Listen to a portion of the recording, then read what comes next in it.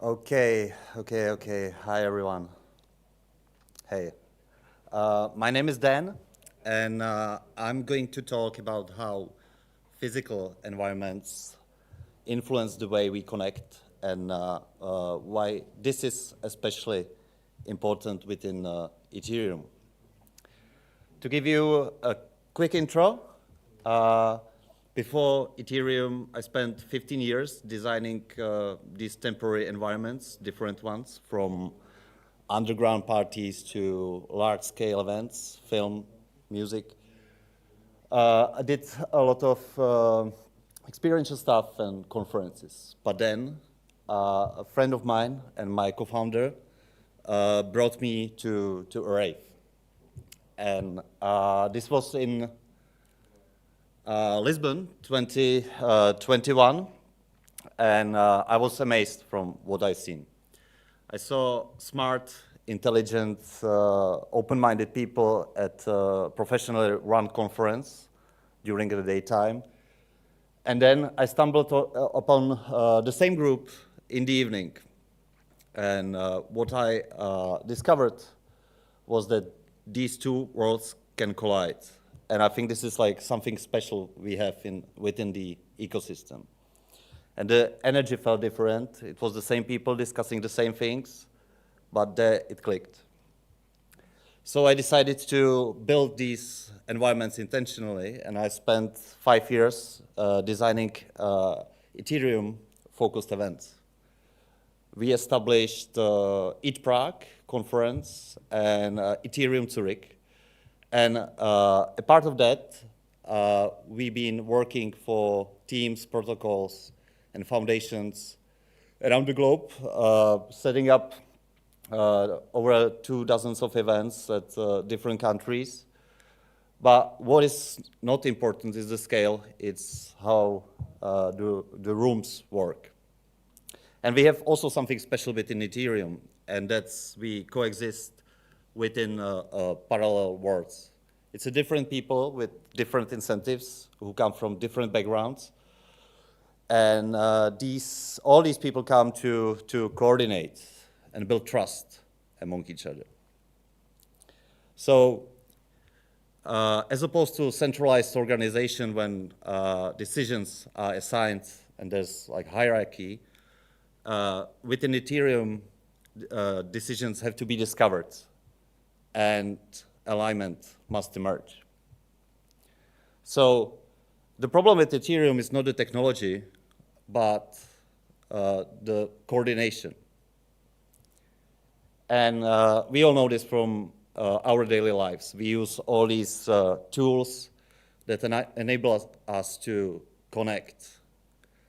But we end up overloaded with information, and what we see at the best is digital interpretation of people with who we talk to. If it comes to written communication, then these days we cannot even be sure that it was actually like written by the person who's sending us. So there's high information and low alignment. The rooms actually compress coordination and trust. And this is especially important for what we do. Because if you shape the environment in a correct way, then you achieve behavior that leads to a faster coordination, and it accelerates the whole ecosystem. So what works? It's mostly the shared experiences, because these have capacity to bind people together. And the more unorthodox and unexpected experiences we create, the better bonds among the people. Say, a couple of years ago, we went to a team building to catacombs in Paris.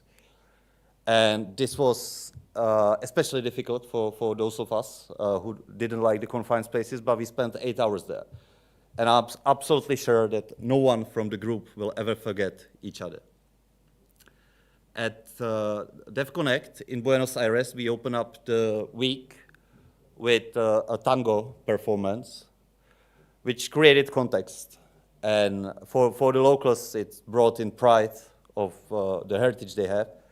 And for everyone else, it was context of the space, because like we travel a lot to different countries, and the context is all we have. Otherwise, all the experience would blur into each other. We also do at ETHPrague creative workshops to form the teams ahead of the hackathon, some urban walks, sound baths, but you can do whatever you want, and the intensity of the experience is what shapes and creates the bonds between people. Then it's also the contrast. And at ETHPrague, you can go to dinner at a palace one day, but the other day you end up with a beer can being the cleanest thing in your head because you are at a rave. And this especially works because we come from different environments, and switching between contexts does not just make the events memorable, but it also makes the participant feel at home at some point. And when it comes to the venues, and this is especially important, what we tend to do at Duct is we tend to pick landmarks instead of convention spaces, because we want to create something unexpected. Say in Buenos Aires, we did this event at Planetario Galileo Galilei, and we used the dome for projection, artistic projection of the team's vision. And this created a platform for the ideas to really land. In Zurich, it took us 3 years to get access to the main building in the historic city center, the building where Albert Einstein went to teach. And this completely changed the way how people show up and the quality of the talks and everything. Next month, we are staging ETHPrague at this UNESCO-grade Art Nouveau building in the heart of the city where I'm from, Prague. And what we're gonna do, we're gonna place the hackathon inside the main concert hall. And we're gonna let people to stay overnight, something which has never happened in the 100+ years history of the space. Also, it's very important how we pick the people to attend, because you don't curate guest lists, you create the outcomes. And a couple of examples, what we achieved once we staged this like a weird high contrast event within different environments. And we invited a journalist from CNBC. The next thing we know, we are live in the CNBC network, and we have a feature article on the main page. Also, yes, last year, we invited a regulator, EU Parliament member to ETHPrague, and the co-author of MiCA. And yesterday, at this very event, it was unveiled that the president founded European Ethereum Institute to promote the technology as an infrastructure for the EU. So in a down market situation like this, I get the reasoning like why to cut down on events. They are expensive, hard to measure.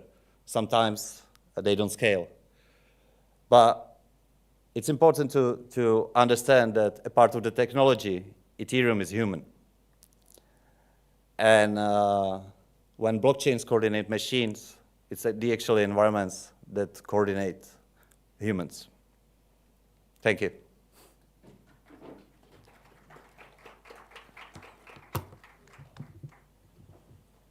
Enjoy the lunch.